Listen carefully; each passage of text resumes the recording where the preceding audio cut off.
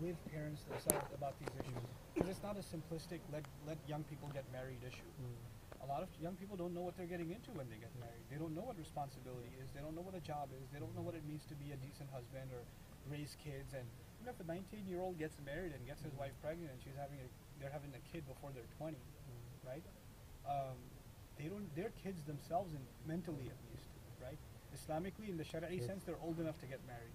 But that doesn't mean they're socially mature, they're religiously mature, they're spiritually mature. All these maturities are missing, right? So it's a conversation where level heads from every side have to come together and have a chat. I personally believe this is a problem across the world for Muslims. Desi Muslims are sampling because that's us, but it's across the world that this is an issue. Illicit relationships are rampant in Egypt. They're rampant in Algeria. They're rampant in Pakistan. They're not just here. Muslims are, young kids are doing whatever they're doing, even in Muslim kids in India and Bangladesh, everywhere, right? It's one thing to just close your eyes and say, Inna lillahi wa inna ilayhi raji'un. Those are the modern people. They're not the masjid people. That's the majority of the ummah, man. 99.5% of the ummah is that. So if you just say, Inna lillahi wa inna ilayhi raji'un, then what's left? You know what I'm saying? And what's also happening at the same time, the 0.05% that's left, not even 0.5, that's too generous. 0.05% that's left is too busy arguing about which scholar is not on the path, and which masjid you should not go to, and what how long your beard has to be, and dude, we can discuss that in good times. When we're in good times, we can discuss what color clothes are closer to the sunnah. Right now, we have people that are committing zina, that are leaving Islam. That you go and tell them, you tell a young guy who comes in with their earring, right? That's haram. This guy's almost leaving Islam. The fact that he showed up to the masjid is a big deal. So in his mind, it's not just halal or haram, it's like earring or Islam. What should I pick?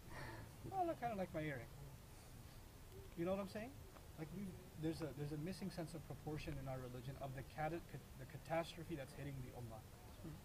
It's high time that all across, I don't care what denomination, ideology, I don't care what people come from, religious leadership has to ring the bell and say, look guys, we need to sit down and sort some things out. The biggest crisis of the ummah is not political, it's not economic, it's not sociological. Biggest problem of the ummah is family. Biggest problem. Father can't talk to son, mother can't talk to daughter, husband can't talk to wife, young man can't talk to his dad and tell him, look, I need to get married, or I'm in a relationship, how do I get out? How many of our boys have girlfriends and I love her, I can't help myself. What am I supposed to do with all these feelings, etc., and I can't talk to my parents because they say it's haram, and they'll say I can't get married. Well, who am I supposed to talk to then? They're just going to go crazy, and eventually you have to give something up. If you have these kinds of pulls, your parents are pulling at you, your religion's pulling at you, your hormones are pulling at you, the girl is pulling at you, everything's pulling at you, right? Eventually you have to say enough. I'm going to have to let something go. So what do most kids let go? Parents, religion, they hold on to the girl. And then when problems occur, then they let her go too. And then now they're by themselves and they're away from the masjid because they're depressed. And they're just, a lot of people are like that. No one, just to take that a stage further, because I was just discussing this with him. I've got kids we send to the madrasa, they're like under 16, a little under control. But after 16... So you think? Well, still there has to be obviously the constant. Yeah, because 12-year-old kids talk to each other, and what they talk about, we should know. Yes, agreed. Yeah. But the point is that in this country, especially after 16, they've got nowhere to go. Yeah. How do we attract them to the mosque? You guys have to have the most killer youth programs. You should have the most amazing. Like, teens should want to be at the masjid because it's the most fun place to be.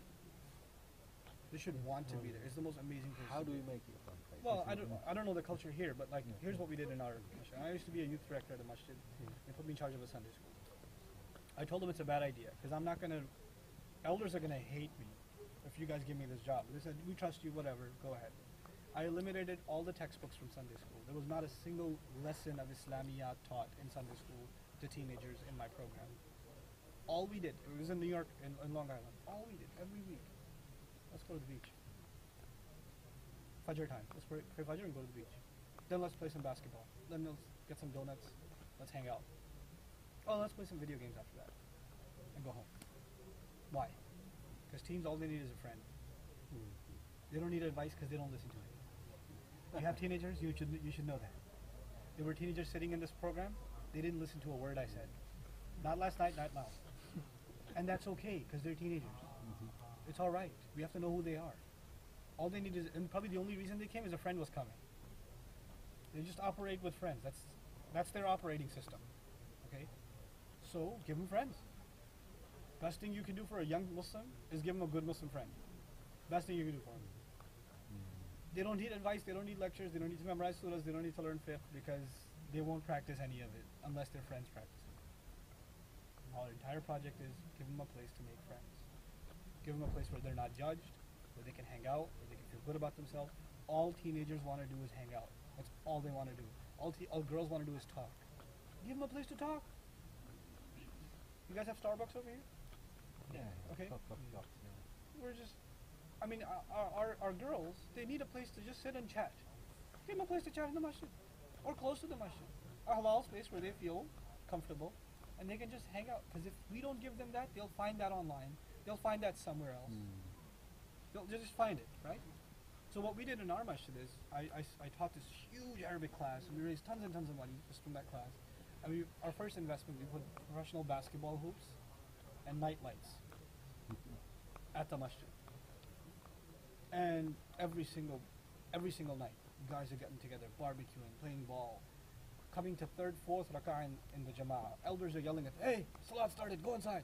These are the guys that were at the club last night. Yeah. I don't mind if they join the fourth rak'ah. I don't mind. At least they're here. Even if he doesn't come in for salat. Dude, he's within like 100 feet of the masjid. That's a big deal. It is. This guy didn't even know that there's such a thing called masjid. He doesn't even, a Muslim kid doesn't even know that, right? We have to create, like, part of our investment needs to be, what are youth into? Is when we become religious, we stay in our religious cocoon, we Yeah. forget the rest of the ummah. That's correct. And how they're suffering. And this is what we... It has to change. And plus the other thing is, look at the prophets, right? Alayhi salatu wasalam. Salih alayhi salam, good example. He would go to the business places of people, where the sinners are. He'd go to where the sinners are to go talk to them. Right? We, religious folks, will never be seen near city center, near the club scene, near the party. Why? Because that's haram, astaghfirullah al-azim, right? You don't deal with those people. You have family members that are liberals, you don't even hang out with them, don't even talk to them. Because they're too liberal. We have to hang out with our own kind. What's the whole point of da'wah? You go to people that are the farthest from you, and you bring them into your fold, you invite them, right? And if you really want to see change, it won't happen at the large scale level. It'll happen with you becoming a mentor for a handful of people, somebody else become a mentor for some other handful of people that are hanging out and getting together. It's a very human interaction type thing, you know? So, and that's the same that goes for like ISA, which I still can't understand. You call it ISA. I'm going to make so much fun of that in my next year's lectures. What do they call their MSAs? They're so impressed with Apple. Yeah. Just one question from us, obviously. We have a good sized mosque in West London, in Harrow. Okay, now the thing is, if we need to invite You don't need to invite. what's the process? You One or two totally talk, don't need to invite. just to attract the youth as well. I'm not coming. Enough already. Had enough. No, it's look, guys. I can't preach something and not practice it myself, right? One of the main messages myself and Sheikh Abdul Nasser try to deliver is family first, right? Of course. So me leaving home and traveling this far away from family will happen. If it'll happen once a year. Oh, I That's see. it. That's a cap for me. You know, so I'm thinking about, and even that's a struggle, right? So I'm gonna try to convince my family to maybe do like every December, maybe make a trip to Europe, whether it be UK or somewhere else, Sure. but once a year. That's all I can afford to do. And even that, I'm hoping next time I can convince my entire family to come, Come with you. so that I'm with the kids and stuff. Yes. People, and alhamdulillah, because of the internet and things like that, you guys know a lot more of me before I even got here. Yes. Right? So Yes. it's so alhamdulillah that there's that facility. But yeah, a lot of people ask about different masjids and stuff. I just can't. Not more often though. But is me and Abdul Nasser. There's two guys that travel. Abdul Nasser, I'm hoping, comes in the middle of every year, so maybe like May, June-ish. Possibly, yes. Possibly. I'll announce that tomorrow officially, but it's a possibility. And I'm thinking of making like me coming like at the end of every year. I think a regular thing. So we're hoping to make that like a regular schedule, inshallah, so that people know when to expect us too. We can't give more than that because our hands are tied over there. Nouman, do you still run your 10-day courses in the I US? don't anymore. I trained. I'm in the middle of finishing training for 3 of my students, and they started running them. And by the end of this year, I'll probably have 3 more and a couple of sisters too that can run them. I actually want to create an army of students that can teach that 10-day course. Good. Inshallah. And when will you upload your daughter's videos?